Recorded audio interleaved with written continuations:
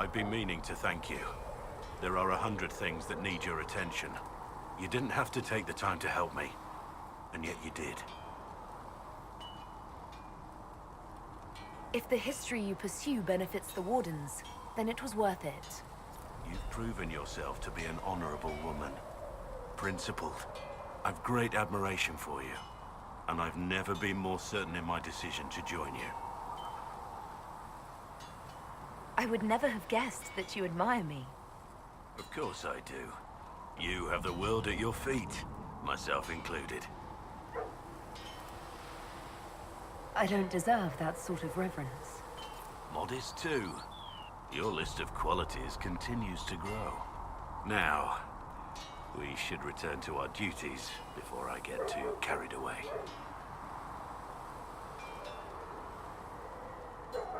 Let's talk about the Grey Wardens.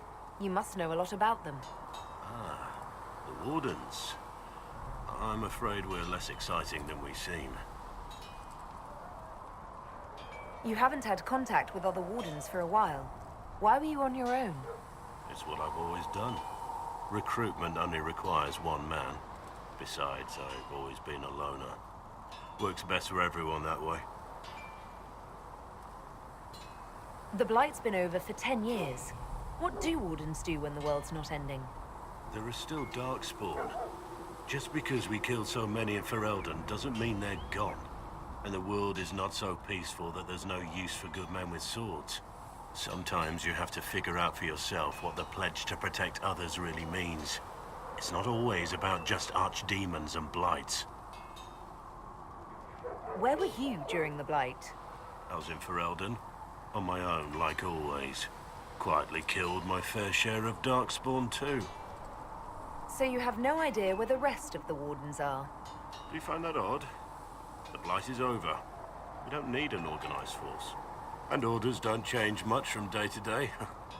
For the last 1,000 years or so, it's been just find Darkspawn, kill them, repeat as necessary.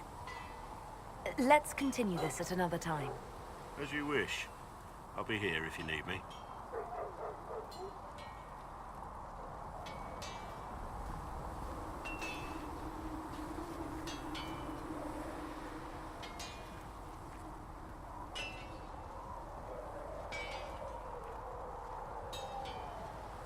Travel safely.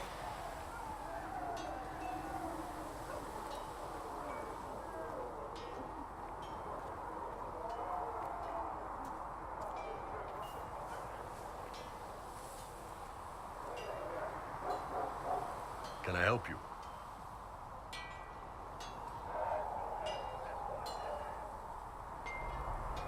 So, how did you get the name Iron Bull? I picked it.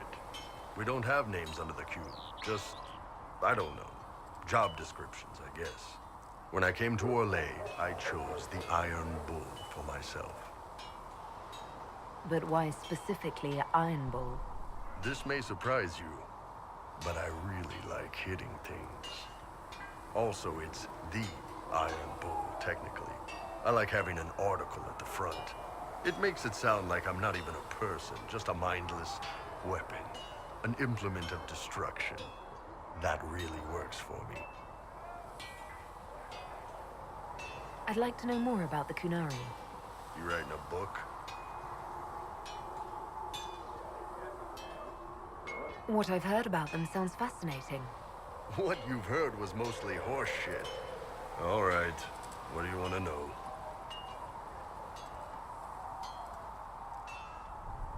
How do the Kunari rule themselves? It's pretty simple. We've got the matriarchy, the priesthood, and the military. The priesthood figures out how Kunari should live in theory. The matriarchy makes it work in practice. And the military keeps the Kunari safe from outside threats. Does it actually work like that? Is there much infighting? Not like you're thinking of. People disagree, yeah, but the priests are there to solve disagreements. Here in Orlais, politicking comes from people putting their own gain ahead of the gains of society.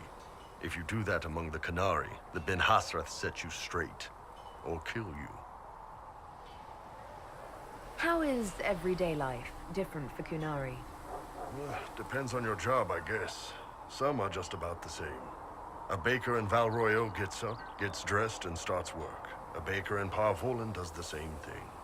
They don't care about the Empire or the Q. Mostly they worry about breaking eggs and hope the dough rises right. It can't be exactly the same. The Kunari have no personal freedoms. How many personal freedoms do you figure that baker in Valroyo has? Life isn't about freedom. The baker in Parvolan wonders if she'll be given enough eggs to do her work. Will they come on time? Will the kitchen workers get her bread while it's fresh, or will they come late and blame her 'cause it's stale? Same crap in Valroyo. People are just people. What's it like growing up under the Qun? The Tamasrans raise us in these units of kids all our own age. They're like teachers or chantry sisters. They also help figure out what jobs we should do. They had me pegged for military work early on. When they learned I could hit stuff and lie, they started training me for the Ben Hasra. That must have been a good day for you. Yes, it's like being a block of stone with a sculptor working on you. One day, the last of the crap gets knocked off, and you can see your real shape. What you're supposed to be. That's a good day. I've heard there's no marriage among the Kunari. Yeah, that's true. Kunari love our friends like anyone does, but we don't have sex with them. Kunari don't have sex? Oh, we definitely have sex.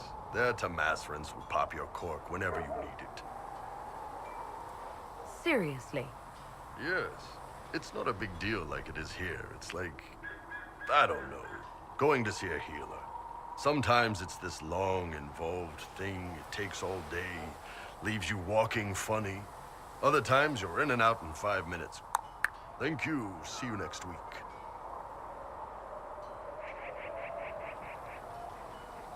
That sounds different. Yep. Still, it's more fun here. Fewer rituals, more making it up as you go along. Plus, you folk have redheads. Redheads. Do you ever think about what would happen if the Kunari conquered Orlais or Ferelden?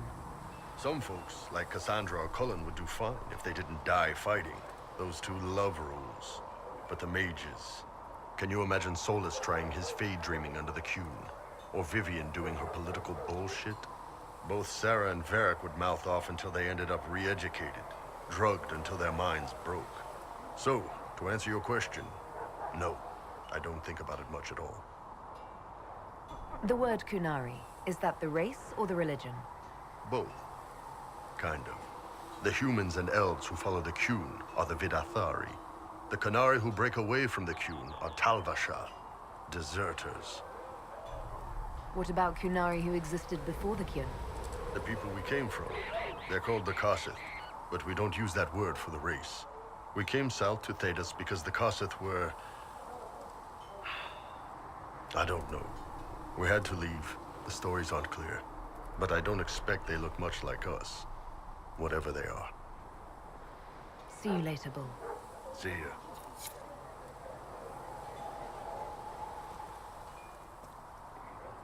Can I help you with anything?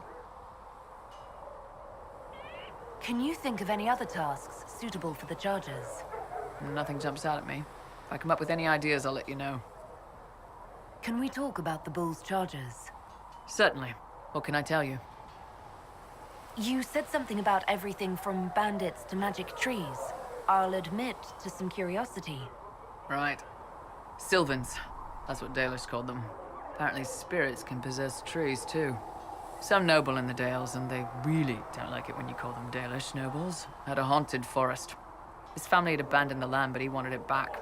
The chief bought us all axes, and in we went. Between the axes and the torches, the Sylvans weren't too bad. Worst part was the squirrels. We'll talk later.